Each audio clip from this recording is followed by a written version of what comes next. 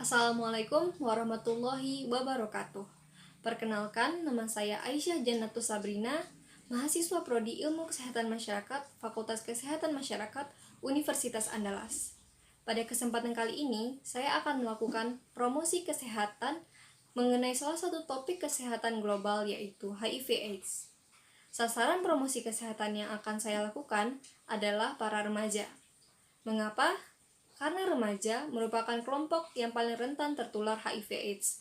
Akan tetapi, pengetahuan remaja mengenai HIV/AIDS ini masih tergolong rendah, ditambah lagi dengan banyaknya mitos-mitos mengenai HIV/AIDS yang beredar di masyarakat.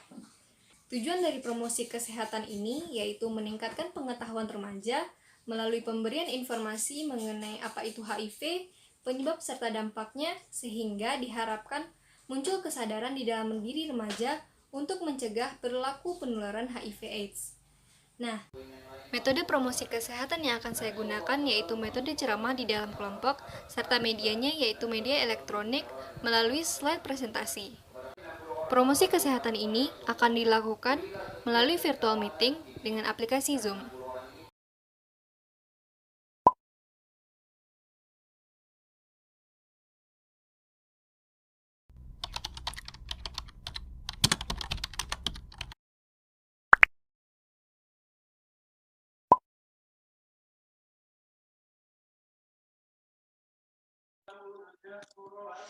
Assalamualaikum warahmatullahi wabarakatuh. Selamat siang teman-teman semua. Pada kesempatan kali ini, kita akan membahas mengenai HIV/AIDS. Nah, ini adalah track record kasus HIV/AIDS di Indonesia. Pada kali ini, kita akan mengangkat kasus mengenai remaja yang rentan terhadap infeksi virus HIV ini. Mengapa?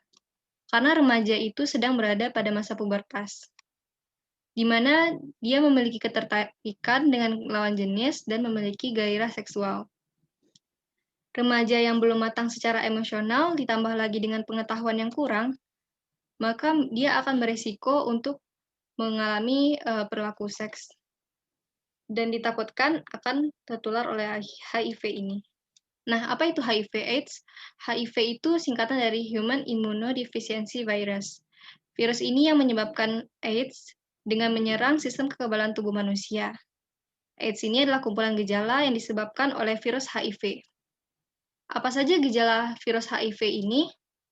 Biasanya orang yang dengan HIV/AIDS akan mengalami kelelahan yang berlebihan. Hilangnya berat badan lebih dari 5 kg dalam waktu kurang dari 2 bulan, sehingga menyebabkan penderita HIV/AIDS biasanya memiliki tubuh yang kurus.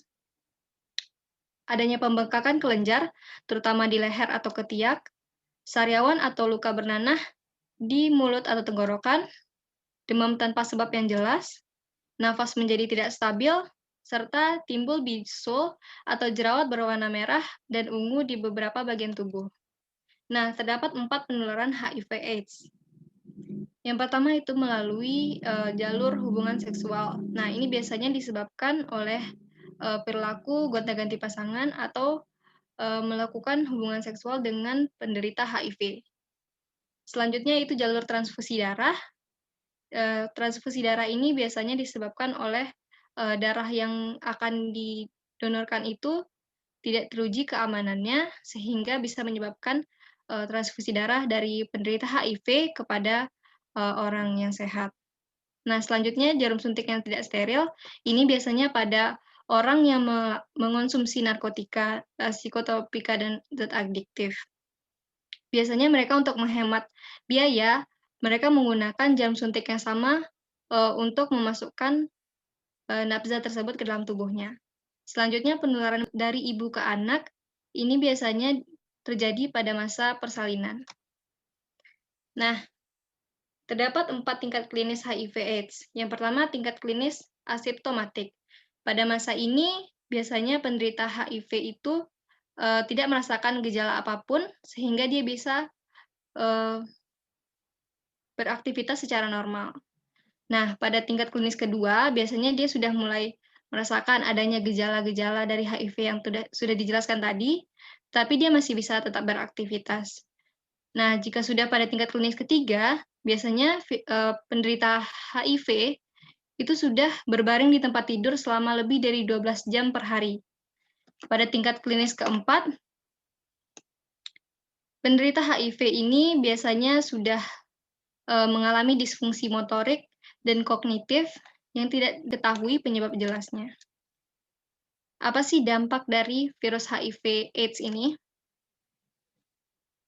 Orang dengan HIV/AIDS biasanya mengalami kecemasan, depresi, merasa terisolasi dan berkurangnya dukungan sosial, merasa takut bila ada orang yang mengetahui penyakit yang dideritanya, merasa khawatir dengan biaya perawatan, kehilangan pekerjaan, pengaturan hidup, dan transportasi, merasa malu dengan adanya stigma sebagai penderita AIDS, dan yang ditakutkan mereka mengalami penyangkalan hidup dengan penggunaan obat-obatan terlarang. Nah, HIV/AIDS ini sebenarnya tidak bisa disembuhkan secara total, akan tetapi gejala-gejalanya dapat diblokir dan dihambat proses reproduksi virusnya dengan penggunaan obat antiretroviral. Selain itu, penderita HIV juga dihimbau untuk melakukan pola hidup yang bersih dan sehat. Nah, bagaimana sih cara pencegahan HIV/AIDS ini? Yang melalui hubungan seksual itu dengan abstinensi ya, atau tidak melakukan hubungan, menggunakan pengaman saat melakukan hubungan, menemukan dan mengobati secara cepat kasus infeksi menular seksual ini. Selain itu, pencegahannya dapat dilakukan dengan menghindari kontak darah dan cairan tubuh dengan si penderita HIV/AIDS ini. Selain itu, yang tidak kalah penting adalah melakukan tes IMS dan HIV untuk mengetahui apakah seseorang mengalami HIV atau tidak. Nah, sekian dari saya. Apakah dari teman-teman ada yang ingin bertanya? Saya ingin bertanya, Ya, silahkan, Wide. saya ingin bertanya terkait materi yang sudah disampaikan tadi ya, bagaimana yang harus dilakukan remaja untuk mencegah perilaku yang dapat berisiko menyerumuskan pada kasus HIV dan AIDS? Terima kasih. Baiklah, terima kasih, Wide, atas pertanyaannya. Nah, apa yang harus dilakukan remaja terhadap pencegahan virus HIV ini? Nah, remaja tentunya harus mencegah perilaku yang dapat menjadi faktor risiko dari penularan HIV/AIDS ini. Seperti yang kita tahu, adanya penyakit masyarakat, seperti pergaulan bebas, itu juga harus kita hindari. Nah, perlu kita untuk bijak memilih lingkungan pergaulan yang positif. Harus bisa membedakan informasi yang mana yang fakta, yang mana yang mitos seputar HIV/AIDS. Serta remaja itu harus menjadi agent of change di tengah masyarakat. Terima kasih atas jawabannya, Aisyah. Saya paham. Terima kasih ya. Baiklah, sekian diskusi tanya jawab kita. Semoga teman-teman dapat mengerti dan bertambah pengetahuannya mengenai HIV/AIDS ini. Saya sudahi, apabila ada salah dan jangan saya mohon maaf. Assalamualaikum warahmatullahi wabarakatuh dan selamat siang.